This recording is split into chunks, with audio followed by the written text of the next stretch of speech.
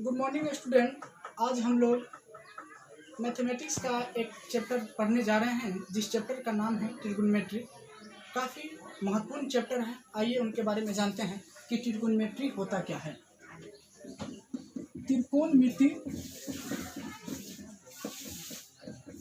त्रिकोणमिति जिसको इंग्लिश में ट्राइगोनोमेट्री कहते हैं। ट्राइगोनोमेट्री। तो त्रिकोणमिति की क्या परिभाषा होती है? त्रिकोणमिति की परिभाषा इन्हीं में छुपा हुआ है, त्रिकोणमिति में ही छुपा हुआ है। देखते हैं, त्रिकोण और मिति। त्रिकोणमिति, त्रि मतलब ट्राई, कोण मतलब गोनिया और मिति मतलब मीजर अर्थात त्रिकोणमिति तीन शब्दों के मिलने से बना है, ट्राई, गोनिया और मीजर। तो कहने का मतलब तीन कोणों की माप को ही त्रि मतलब तीन होता है, कोण मतलब कोण होता है और मिति मतलब माप होता है। अर्थात त्रिकोणमिति की परिभाषा हुआ कि तीन कोणों की माप को ही त्रिकोणमिति कहते हैं। त्रिकोणमिति तीन कोणों की माप को ही त्रिकोणमिति कहते हैं।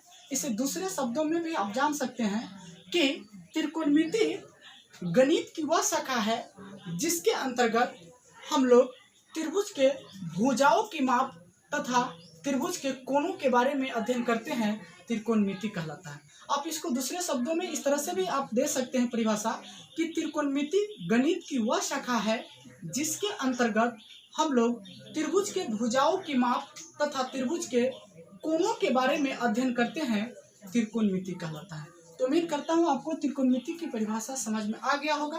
त्रिकोणमिति there are 6 types of function. त्रिकोणमिति के 6 फलन होते हैं। कौन कौन होते हैं, आइए हम उनके बारे में जानते हैं। त्रिकोणमिति के 6 फलन होते हैं।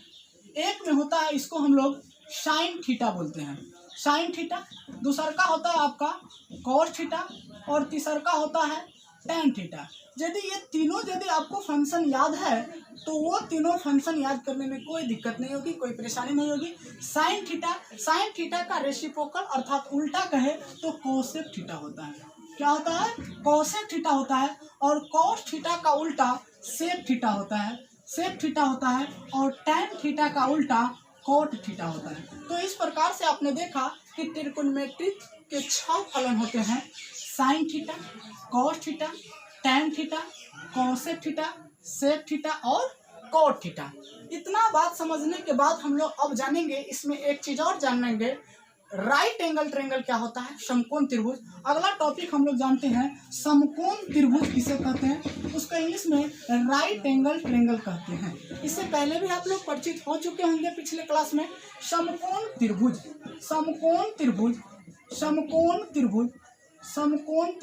इसको हम लोग इंग्लिश में राइट एंगल ट्रायंगल कहते हैं।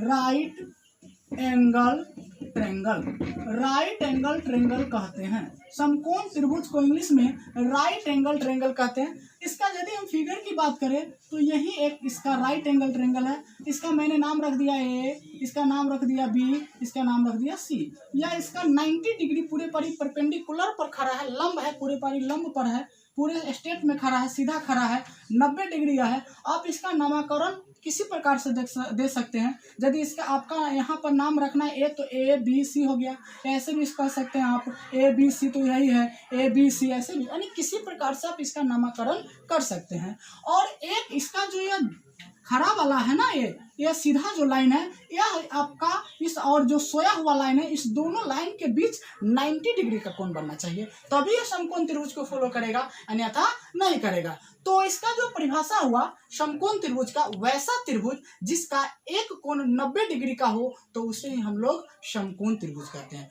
वैसा त्रिभुज जिसका एक कोण 90 डिग्री का हो तो उसे ही हम लोग क्या कहते हैं, समकोण त्रिभुज कहते हैं। और आपको ये भी पता है कि त्रिभुज के तीनों कोणों का योग 180 डिग्री होगा। त्रिभुज के तीनों कोणों का योग 180 डिग्री होगा। तो समकोण त्रिभुज में एक अलग नियम लगता है, पाइथागोरस एक परिमेय है जो कि 9th में आप लोग पढ़े होइएगा। पाइथागोरस परिमेय, यदि हम इसको थीटा मान लेते हैं, इसको थीटा माने तो पाइथागोरस के अनुसार यदि राइट एंगल ट्रायंगल में समकोण त्रिभुज में और ट्रिगोनोमेट्री में जब भी हम बात करेंगे तो समकोण त्रिभुज में ही बात करेंगे। यदि इसको हम थीटा मान लिए तो थीटा के सामने वाला भुजा को हम लोग लंब कहते हैं।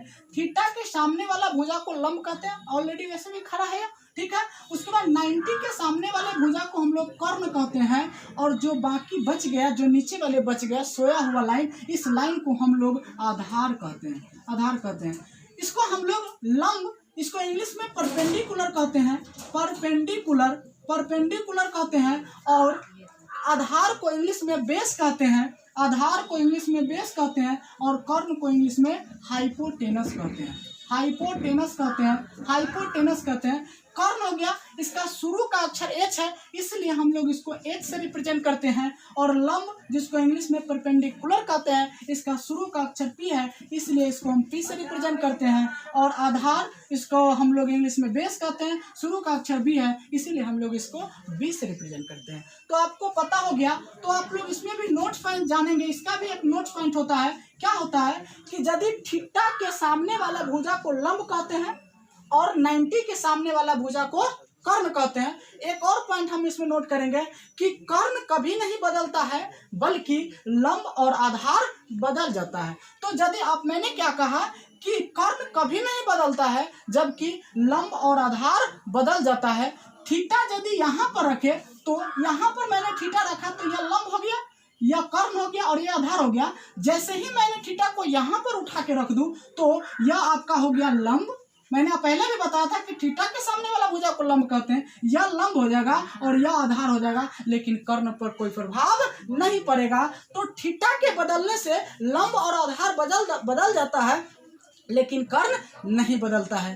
तो आज का क्लास यहीं पर रहने देते हैं, अगली क्लास अगले दिन देखेंगे। तब तक के लिए जय हिंद, जय भारत, धन्यवाद।